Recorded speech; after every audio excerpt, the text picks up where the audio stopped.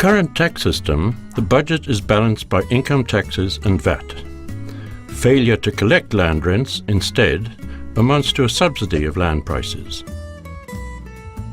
South African urban plots have therefore risen to a remarkable average 485,000 rand.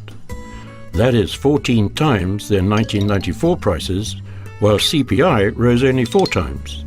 Farmland is now being purchased by the state at a remarkable 60,000 rand per hectare. Because land rents are 0.5% of prices and are essentially unearned, relying mostly on nature and infrastructure, land rents are the obvious default tax. Moreover, the earth does not get smaller. If instead of collecting income tax and VAT, the state were to capture land rents, then a vacant, unused hectare of arable land would cost 300 rand per month, not 60,000 rand.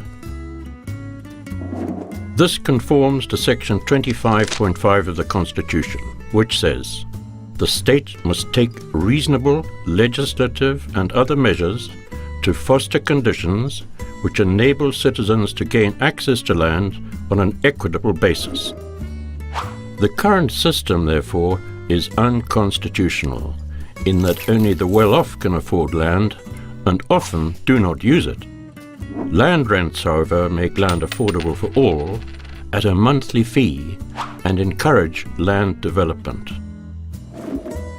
Furthermore, it is absurd that a tax system should prompt toxic mortgages, regularly destroying millions of jobs and mountains of wealth simply because bankers bet on land values. Land then has no capital cost and so is of no more speculative interest than bricks and mortar, fridges or cars.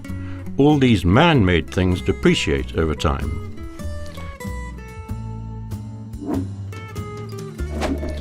Currently, when we tax incomes and consumption, that is VAT, we raise the cost of property, capital, employment and trade.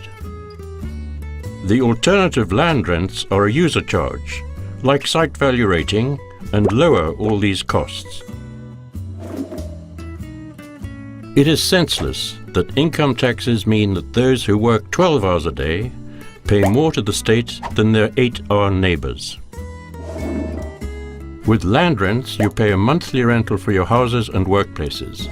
Should your profits increase, land rents remain unaffected. In contrast to income taxes and VAT, land rents are determined by the benefits of nature, infrastructure, and services, not on productivity. The state has no more business stealing from their own people through income taxes and VAT than they do shooting them. Vacant arable or rundown lands currently amount to some 10% of the area of South Africa, but generate no revenue through income tax or VAT. Many South Africans simply advance money to the state as taxes and then sit back and wait for land prices to rise in recompense. Land rents ensure that owners develop in order to pay the rent. There is no capital appreciation.